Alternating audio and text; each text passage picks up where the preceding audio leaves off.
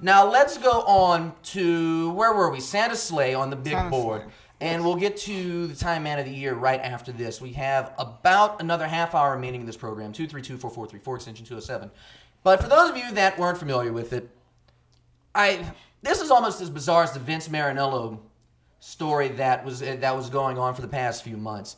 The gentleman in California goes to his in-laws' house and goes on a killing rampage, all the while dressed in a Santa suit.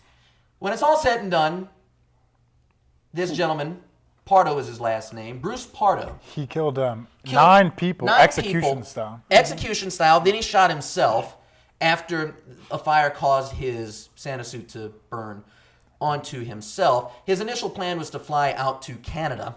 Not in a Santa suit. Not in a Santa suit, of course. He was going to take it off, but it was singed to him. This guy had it all planned out. He had a Santa suit in his car rigged to a bomb where if someone tried removing it, the car would explode. He had the plane tickets to Canada, and it looked like he probably would have gotten away with this, all because of a bitter divorce. Now, there's so many ways we can go with this, so I'm going to start off with the generic thoughts on this, and then we'll take it from there. I'm not going to get into the questions about marriage and should or should one not get involved with it. We'll save that for that's a whole nother show and a whole nother network. But just what would possess someone outside of money to do something like this? It's beyond me. It boggles my mind. Well, yeah, it's pretty pathetic. And I remember in the article I read, the description of his flamethrower was quite really odd. And it's hard to understand why a person would want to do something like that. I believe he had gotten divorced the week before.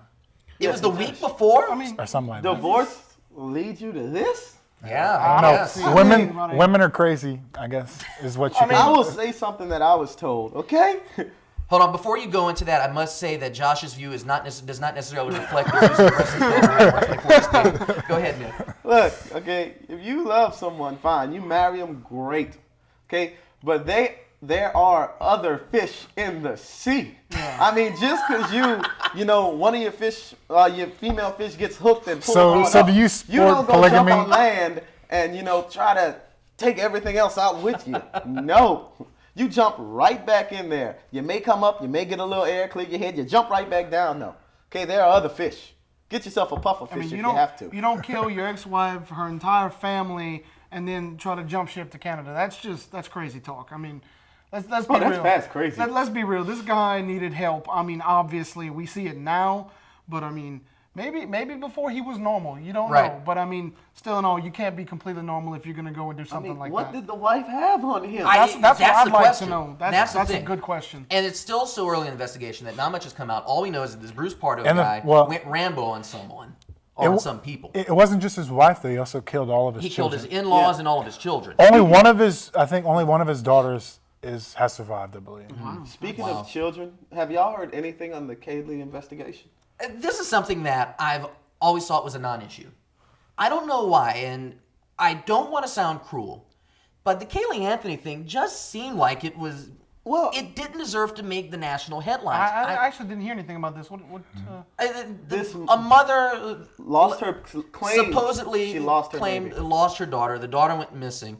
They arrested the mother. They charged her for attempted murder. They interrogated her. They had her locked up. Then they found the remains of the girl. They did? Was it last week? They found the remains. Had they? It was a telephone guy. But wait, found wasn't the mother was covering for the daughter, they thought. That's what. See, right.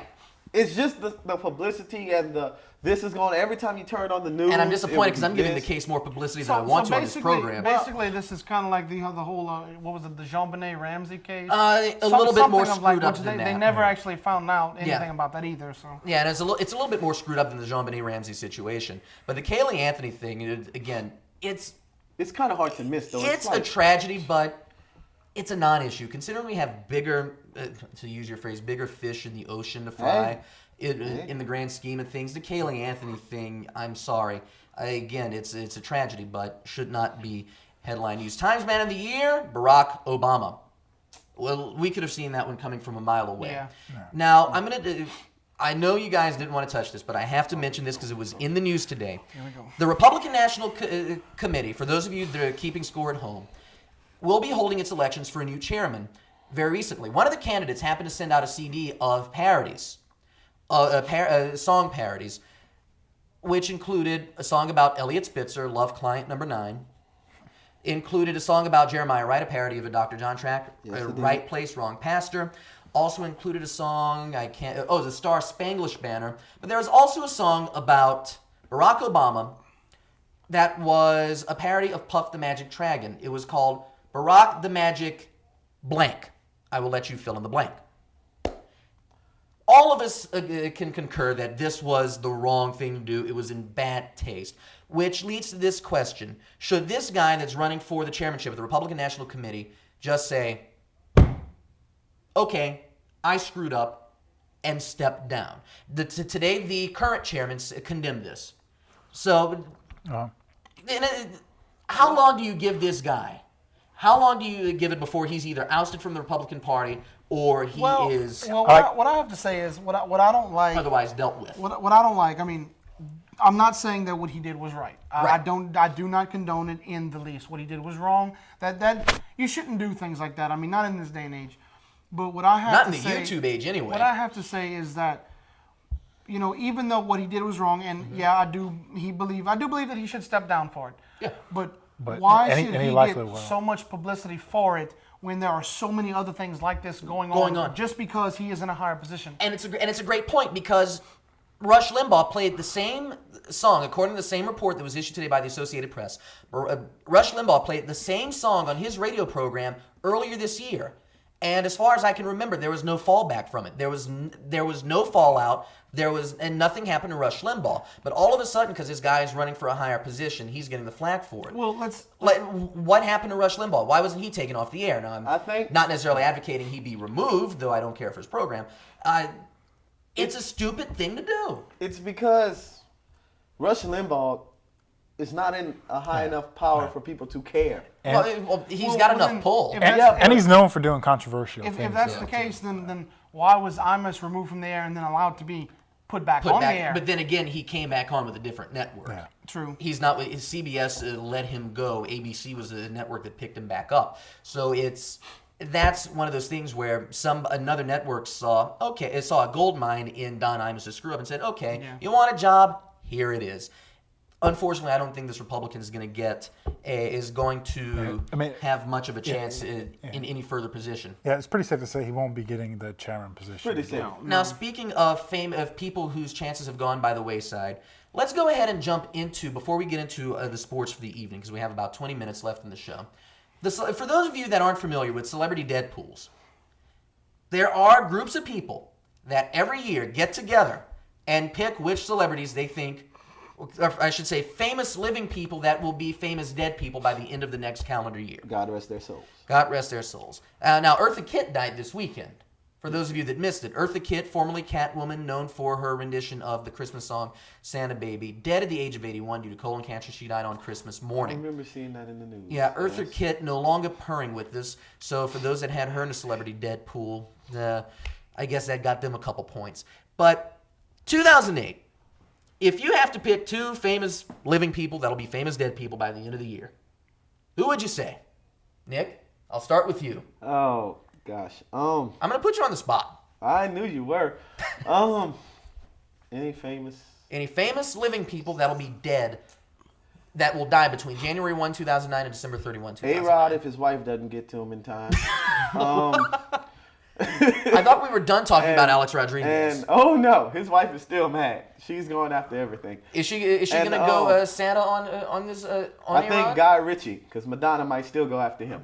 You never know. Those are bold picks, Josh. I don't really know what to say to this. I guess maybe if I could make a prediction, I'm trying to think of a celebrity who does not. I guess maybe I'd say isn't Amy Winehouse. That's a good. Wow. That's one I never would have thought. Is that a good pick? Yeah. That's like the biggest one. I was having trouble thinking of someone elderly, so I thought of the person I thought had the most reckless lifestyle. Tyler. Truthfully, I mean, I'm seeing Lindsay Lohan. Wow. Yeah, she would be another Amy Winehouse type pick. Why did you say Britney Spears? I was about to get that. Britney Spears wouldn't have made a comeback. Would have been totally plausible. And I was going to take Britney Spears on a comeback and then actually dying on stage, possibly. Wow. But, you're getting in depth with it, aren't you? I'm not saying terrorist attack or anything. She's gonna say, "Hit me, baby, one more time," and then we'll hit her. That'll be it. But I'm gonna go with those two. Just like he said, the lifestyle. I mean, you can't. I mean, I can't think of anybody elderly at the moment. B. Arthur, B. Arthur. Hugh Hefner. Oh yeah, well, And you can take a pick from any professional Well, wrestler because there's Hughes- always one that dies every year. Hughes Hulk not Hogan? gonna die. Not Hulk. yeah, Hughes. He's immortal. Hughes enjoying life too much. Yeah, to Hugh die. Hefner's not gonna die. He's just, for some reason, this man has the health of a stallion. He's been blessed. Yes, he has been blessed. He's not going anywhere. Okay, We're gonna leave it at we'll that. leave it at that. He has been blessed. There's